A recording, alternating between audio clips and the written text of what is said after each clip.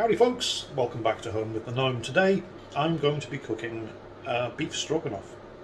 This is not the first time I've cooked beef stroganoff. I did have a stab at this recipe last week. Unfortunately it didn't go perfectly, and the reason for that was because of the choice of meat that I was using, but more on that in a moment. For now, let's take a look at the ingredients.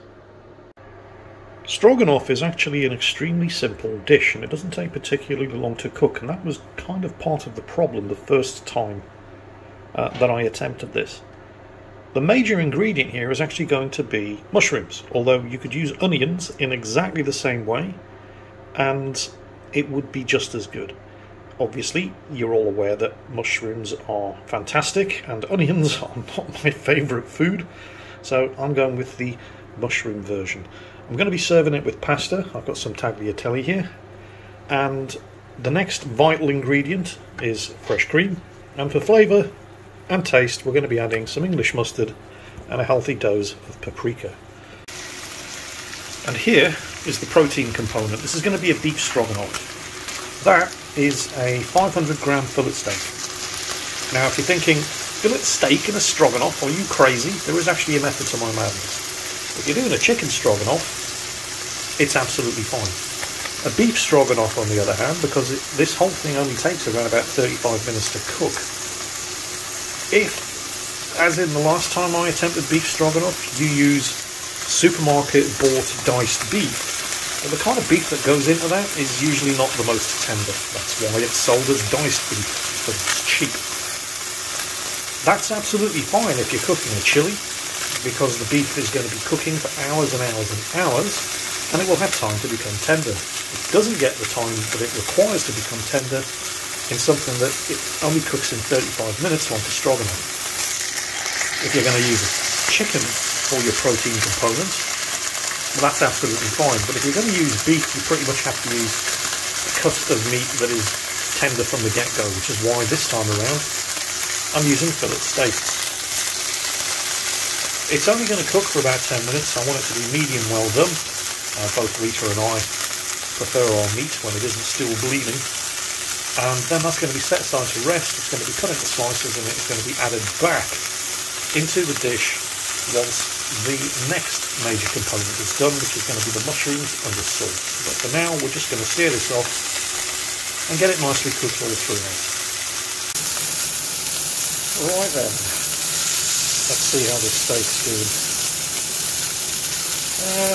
Between 33 and 35 degrees internally. That should be about right. And as you can see, it's seared very, very nicely. So steak's going to come out, and then we're going to pop the mushrooms straight into the pan and start frying them off inside all that lovely juicy steak fat. Now you can do this with onions or mushrooms. Obviously I'm not a massive fan of onions. I don't mind adding a bit of onion for flavour, but don't ask me to eat the actual things themselves. Or you can do it with mushrooms. If you're going to do it with mushrooms, remember mushrooms are going to absorb as they fry, they're going to absorb a lot of the oil in the pan, so you do need to keep adding oil. Otherwise you're just going to end up with burnt mushrooms. So once they've all fried off, and I'm probably using far too many mushrooms here, but I think mushrooms are fantastic, so yeah, whatever. We're going to add the cream, but for now, I'm going to have to stick some more oil in there, otherwise they're going to burn. And here it goes. I'm using an entire pot of fresh single cream here. I have more in the fridge if I need any more, but I shouldn't actually need more than this. That should be fine. I've whacked the temperature down. Just going to stir that in. From here on in, it's probably going to take about 20 minutes to cook.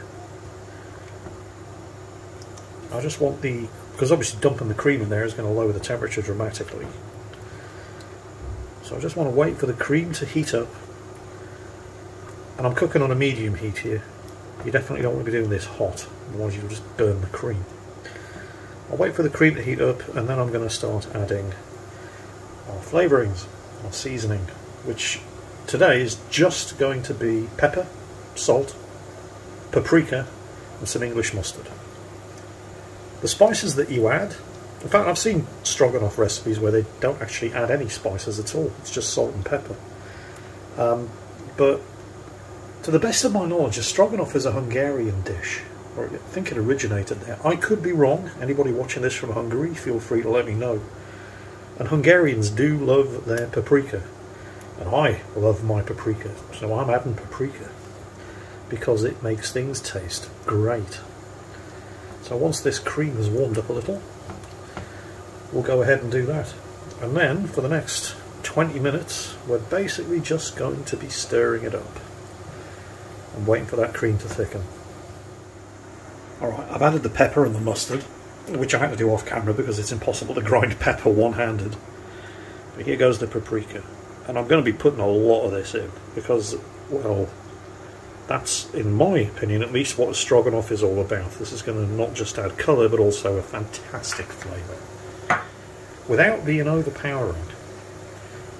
Hopefully. I'm going to stir all of that in. I may even need to add some more. We'll see how it goes. So like I said, this whole thing probably takes 10 minutes preparation time, 30 to 35 minutes cooking time, including drying off the steak beforehand. It's already just starting to thicken up a little, but it's still probably going to have to cook for 15 to 20 minutes before it gets to the right consistency, at which point we will be adding the pasta. Now, you don't have to use pasta, you can use rice for this. I just happen to like it with pasta. I'm using tagliatelle. You can use whatever pasta you like. Fusilli, and that's it. I've just exhausted the list of proper pasta names that I can think of. I happen to like tagliatelle, but you can use any kind of pasta or any kind of rice. It really doesn't matter. Just use whatever you've got, whatever you like the taste of. So I'm going to keep stirring this. Although actually we're going to leave it for the moment and go and slice the steak and see how that looks. And then when there's around about 10 minutes of cooking time to go, I'll put the pasta in, and we'll finish the pasta off in here with the stroganoff, which is already starting to look pretty good and taking on a really nice colour. So we're going to leave that to its own devices for a couple of minutes and go and slice the steak up.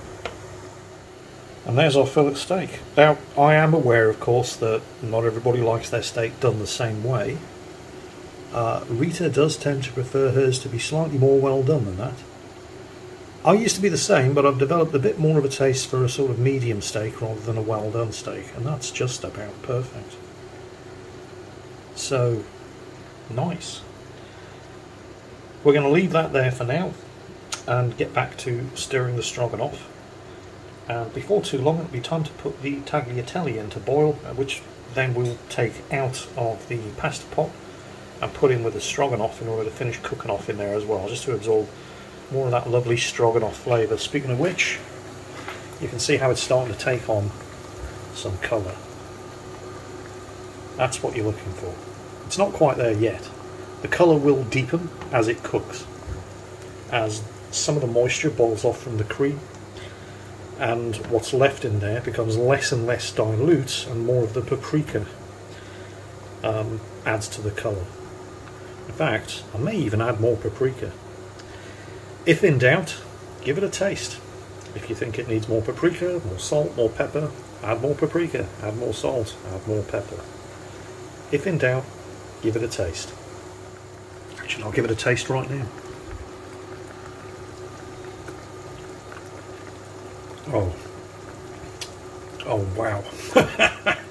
Yeah, that's perfect. It doesn't need anything. Maybe a little salt.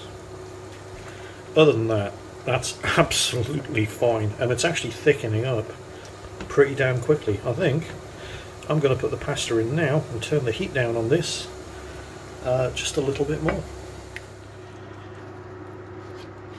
Right, the sauce, as you can see, is thickened up quite nicely. Any more than that, and well, it wouldn't work. And I've added the pasta, which is tagliatelle in this case, to the stroganoff sauce just to finish cooking it off for the last 2 minutes, and then we'll be ready to serve it up, garnish it with the beef and probably some parsley, and it'll be ready to go. Start to finish, whole thing took half an hour, and that included slicing the mushrooms and other prep. I don't know about you, but I'm bloody starving and I can't wait. Right, time for the old taste test. I mean, I tasted it when it was cooking in the pan. I know how good it is.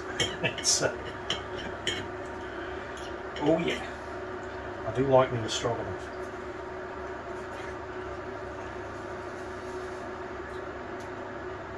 Rich, creamy, tasty. You've got the smoky paprika, the salt and the pepper,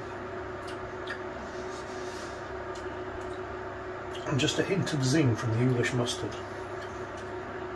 And then of course the steak.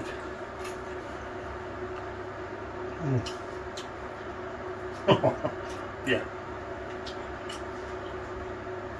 Fillet steak beef stroganoff, obviously slightly more expensive than it needs to be.